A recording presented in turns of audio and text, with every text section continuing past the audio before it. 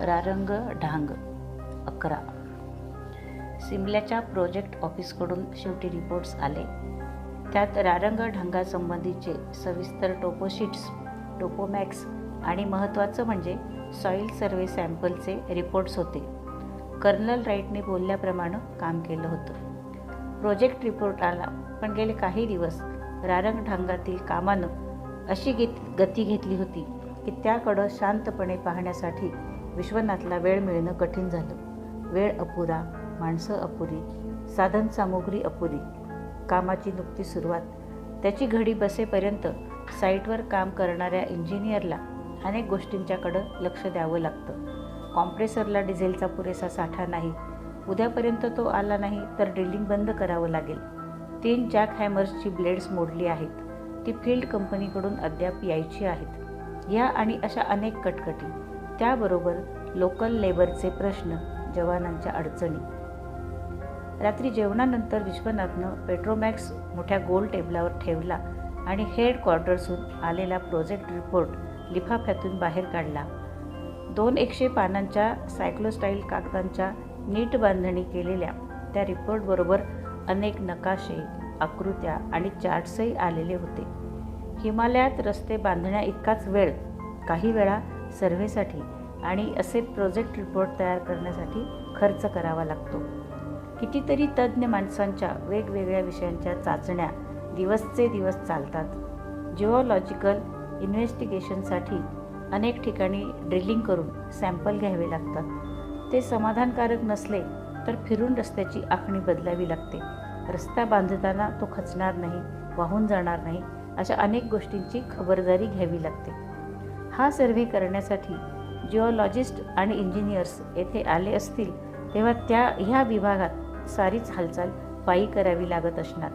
या दुर्गम पहाडी प्रदेशातून एखाद्या पाऊलवाटेच्या आधारानं जमेल तेवढा मार्ग आक्रमावायचा, आवश्यक तेव्हा तीही सोडून अक्षरशः जीव धोक्यात घालून रारंग ढांगासारख्या पहाडांची पाहणी करायची, जेथे एबनी लेव्हलही उभी करायला जागा सापडणं कठीण. तिथं जागेची मोजणी करून रस्त्याची आखणी ठरवायची. बॉर्डर रोड ज्या उंचीवर हिमालयात रस्ते बांधत आहे तितक्या उंचीवर जगात अन्य कुठेही रस्ते बांधले गेलेले नाहीत. हे काम ज्या जिद्दी माणसांनी केलं त्यांच्या अडचणींची विश्वनाथला कल्पना होती. रारंग ढांगात 3 टन्नर ट्रकची ये जा सुरू झाली की मधला 30 फुटांचा खोदलेला भाग वरच्या पहाडाचा भार टिकवून धरू शकेल काय, ह्याची त्याला शंका वाटत होती.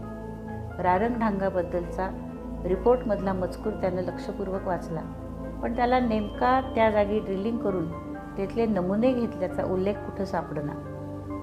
काही वेळा अशा गोष्टी राहूनही जातात. ही जबाबदारी मग फील्ड इंजिनियरवर येते.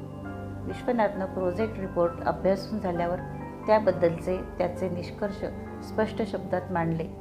ते त्यानं प्रोजेक्ट रिपोर्टबरोबर मेजर बंबांच्याकडं पाठवण्यासाठी खाकी लिफाफ्यात घालून फाईल बंद केली आणि आज 10 दिवसांनंतर तो फेरी मारण्यासाठी बाहेर पडला.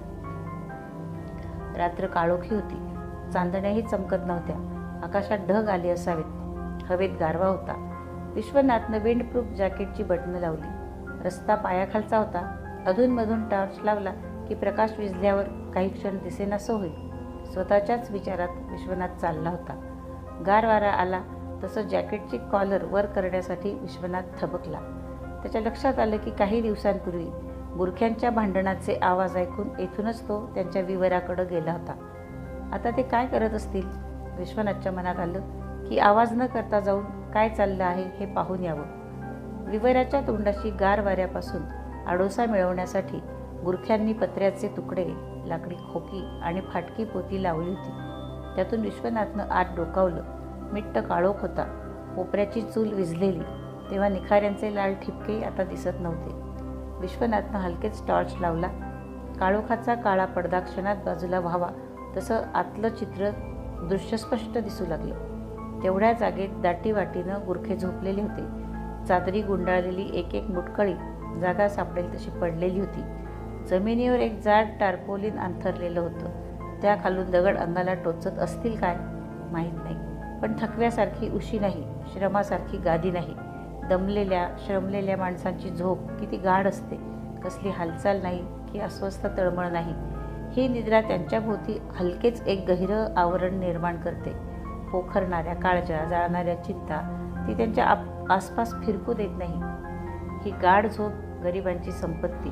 कोणत्याही जोखडापासून ही तात्पुरती मुक्तीच. जगात आधुनिक विज्ञानानं अनेक शोध लावले आहेत. पैसे मोजले की सुरेख वेष्टनामध्ये बांधून हव्या त्या सुखसोयी घरी आणता येतात. बाहेर कडक उष्णता असताना शय्याघरातलं वातावरण सुखद थंड ठेवता येतं. पण आपल्याला हवी ती स्वप्न पाहण्याचं साधन अद्याप बाजारात विक्रीला आलेलं नाही. या थकून भागून झोपी गेलेल्या गुराख्यांना स्वप्न पडत असतील काय? असली तर त्यांना काय दिसत असेल? कित्येक मैल दूर असलेली त्यांची घरं, वाट पाहणारी पत्नी, मुलं. टार्च विझवून विश्वनाथ त्या अंधारात तसाच उभा राहिला. अचानक त्याला महिन्यापूर्वीचा प्रसंग आठवला. त्याच्या हातात रमच्या 2 रिकाम्या बाटल्या, त्याचे पाय धरणारे, माफीची याचना करणारे गुरखे आणि त्याचे स्वतःचे कठोर शब्द. बहादूर, त्या बाटल्या इथून कुठे आल्या? इथं कुठून आल्या? मला उत्तर हवंय बहादूर. मेजर बंबांनी त्याच्याकडून कॅमेरा मागताना असाच प्रश्न केला होता. त्यांनाही फोटो का काढले याचं एक्सप्लेनेशन हवं होतं. त्यावेळी आपण आतून किती भडकलो होतो आणि आपल्याही तोंडून तसाच प्रश्न कसा आला? हा ह्या खाकी कपड्यांचा आणि खांद्यावरच्या स्टार्सचा मनावर होणारा परिणाम आहे काय? सत्तेची जाणीव किती विलक्षण असते. आपल्या शब्दाला लोक घाबरतात, तत्परतेनं मान तुकवतात. तसं ते न करतील तर त्यांना जीवनातून उठवण्याची शक्ती आपल्या हाती आहे. त्या प्रसंगानं विश्वनाथला पहिल्यांदाच त्याच्या अधिकाराची जाणीव करून दिली आणि त्याचबरोबर त्याला बहादूरच्या डोळ्यातले अश्रू दिसू लागले. साहेब, आम्ही तर उपाशी मरू. ते शब्द आता बोलल्यासारखे फिरून त्याला ऐकू आले. तसा त्याच्यासमोर प्रश्न उभा राहिला. ही सत्ता त्याला कोणी दिली? आणि त्या प्रश्नाचं उत्तरही वामनानं पाहता पाहता विराट रूप घ्यावं तसं त्याच्यासमोर उभं राहिलं. ही सत्ता त्याला त्यांच्या भुकेनं दिली, दारिद्र्यानं आणि अगतिकतेनं दिली, मुलाबाळांच्यावरील मायेनं आणि त्यापोटी निर्माण झालेल्या असहाय्यतेनं दिली. प्रचंड असुराचा फटका बसावा तसा वीज कडाडल्याचा आवाज झाला. एकदम दचकून विश्वनाथ भानावर आला. गुराख्यांची झोपमोड होण्यापूर्वी तो हलकेच तेथून निघाला आणि झपझप पायवाट उतरू लागला. तो रस्त्यावर पोहोचेतो थंडगार टप्पोरे थेंब पडू लागले आणि त्यामागून पाऊस कोसळू लागला. पावसाचं पाणी तंबूत आलं तसा सर्जेराव उठला. डोक्यावर जाड रजई घेऊन झोपलेल्या रामप्रसादला त्यानं हाक मारली, पण रामप्रसाद उठला नाही. ए रामप्रसाद, उठ. पाणी आत यायला लागलं. सर्जेरावानं रामप्रसादच्या अंगावरचं पांघरून ओढलं. रामप्रसाद म्हणाला, चारपाईच्या खालून चालला आहे ना, जाऊ देत. पण ट्रंका भिजतील, उठ. झोपताना मी माझी ट्रंक उचलून तुझ्या ट्रंकेवर ठेवली आहे. पावसाचा रंग दिसत होता. म्हटलं काळजी घेतलेली बरी. रामप्रसादनं रजई अंगावर ओढून घेतली आणि डोळे मिटले. सर्जेराव उठला. पावसाचं पाणी आत येऊ नये म्हणून तंबूभोवती खणलेला चर कुठंतरी मुजला असावा. टॉवेल पांघरून सर्जेराव बाहेर गेला. अंधारातच तो अंदाजानं खणू लागला. परत तंबूत तो आला तेव्हा पाणी आत यायचं थांबलं होतं. पण सर्जेराव चांगलाच भिजला होता. त्यानं कंदील लावला. ट्रंका उचलून वर ठेवल्या. भिजलेले कपडे काढून त्यानं सदरा पायजमा चढवला. अंगावर कांबळं घेऊन तो 4 पायीवर बसून राहिला. लेफ्टनंट विश्वनाथनी सांगितल्याप्रमाणे खरंच रजा मंजूर होईल का? किती दिवस लागतील? आईला पत्र लिहायचं आहे. मी येतो आहे असं वाचल्यावर ती आनंदेल. कशी असेल ती आता? बरी असेल तर तिनं हातावर केलेली भाकरी आणि झुणका खायचा आहे, बरोबर शेतातला हिरव्या पातीचा कच्चा कांदा. सर्जेरावनं ट्रंकेतून पोस्टाचं कार्ड काढलं. आईला काय काय लिहायचं त्याचा तो विचार करू लागला. कंदील लावून काय करतो आहेस एवढ्या रात्री? रामप्रसादनं विचारलं. पत्र लिहितोय. कुणाला? दुसऱ्या कुणाला? आईला. चांगली वेळ काढलीस. झोप आता. येईना. आठवण येते वाटतं. लग्न ठरलंय तुझं. निदान त्या मुलीला तरी पत्र लिहायचंस. छा काय? लग्न झाल्यावर बोलणार नाहीस तिच्याशी? बोलेन रे, पण आता काय लिहू? लिही, तुझी फार आठवण येते. तुला कधी बघेन असं मला झालं आहे. तू छा करत बस. मी झोपलो. रामप्रसादनं रजई डोक्यावर ओढून घेतली. सर्जेराव विचार करू लागला. मुलगी खरंच कशी दिसत असेल? गोरी असेल? जाडी की शेलाटी? काय शिकली? मी पत्र पाठवलं तर काय म्हणेल? पण पत्र कसं पाठवणार? नावच कुठं माहीत आहे तिचं आपल्याला. आईनं पत्रात लिहिलं आहे जगदाळ्यांची मुलगी, पण तिचं नाव आईने पाहिलं, पसंत केलं, हे ठीक आहे, पण तिचं नाव आपल्याला कळायला हवं. लिहायचं आहे आईला. सर्जेरावनं आईला कार्ड लिहिलं आणि धीर करून खाली 4 ओळी लिहिल्या. मुलीचं नाव काय आहे? तिला लिहा वाचायला येतंय काय? सगळं सविस्तर कळव. जमलं तर तिचा एक फोटो काढून पाठव. इथं सगळे विचारतात म्हणून लिहिलंय. अरे पत्र लिहितोयस का ग्रंथ? झोप आता. रामप्रसादनं रजईतून हात लांब करून दिवा विझवून टाकला. सगळीकडं अंधार पसरला. सर्जेरावनं पत्र सांभाळून उशाला ठेवलं. भिजलेल्या तंबूतून पावसाचे थेंब अंगावर ओघळू नयेत म्हणून त्यानं कांबळं डोक्यावर ओढून घेतलं. खिडकीतून दिसणाऱ्या पावसाकडे पाहत मेजर बंबा खोलीत एकटेच बसले होते. थंडी, पाऊस, इथलं एकटेपण, कामाचा ताण, कंटाळा, या सर्वांवर एकच उपाय, व्हिस्की. रिकाम्या झालेल्या ग्लासात मेजर बंबांनी बाटलीतली व्हिस्की ओतली. हा कितवा पेग? 4था की 5वा? लक्षात नाही. मोजून काय करायचं? बाटली संपली तेव्हा आता शेवटचाच. मेजर बंबांनी लहानसा घोट घेऊन ग्लास खाली ठेवला. डोळे जड झाले होते. बसल्या बसल्या न कळत डुलकी यावी तसा त्यांचा स्वतःवरील ताबा मधूनच जात होता. हा शेवटचा ग्लास. कदाचित इतका वेळ जाणीव नेणीच्या सीमारेषेवरून चाललेला प्रवास तो संपविल आणि मग सारं शांत होईल. ऑफिसातून आल्यापासून सुरुवात केली आहे. पाऊस केव्हापासून चालू आहे आणि तो नसता तरी कुठे जाणार? त्याच लोकांच्याबरोबर त्याच गप्पा, तेच विनोद, तेच हाशे, जुनी शिळी वृत्तपत्र, मंत्र्यांच्या भाषणांचे वृत्तांत, उद्घाटनं, संप, मागण्या, जाहिराती. त्या सर्वांशी आपला काय संबंध? खाली दूरवर तिकडं हे काही घडत आहे. घडू दे. तुम्ही पहा, वाचा, अनुभवा. आमच्याकडं रस्ता, सुरुंग, कोसळणारे दगड, लँडस्लाईड्स, वरून पत्र, ठरल्याप्रमाणे प्रगती नाही म्हणून तगादा लावणारी मीटिंग, सर्क्युलर्स, ऑर्डर्स. येस सर करतो आहे. हा एवढा पट्टा संपला की ढांग, मग पूल, परत रस्ता चालूच आहे. हा रस्ता कुठं जातो? रस्ता कुठं जात नाही, तो इथेच आहे. आम्ही चाललो आहोत. कुठं? सीमेपर्यंत. पुढं डेड एंड. ऐकलं नाही? Dead end. सिगरेटचं पाकिट कुठं आहे? ही शेवटची असू देत. तुम्ही सिगरेट फार ओढता अलीकडं. सांगितलं ना ही शेवटची? काही नाही, पुरे करा. आता बिलकुल ओढायची नाही. आत्ता? असं काय करतेस? सिगरेट का काढून घेतलीस हातातून? तुम्ही आज जास्त घेतली. मला तुमच्याशी बोलायचं होतं, पण तुम्ही रजेवर आल्यापासून सवड आहे का तुम्हाला? बोल, मी ऐकतो आहे.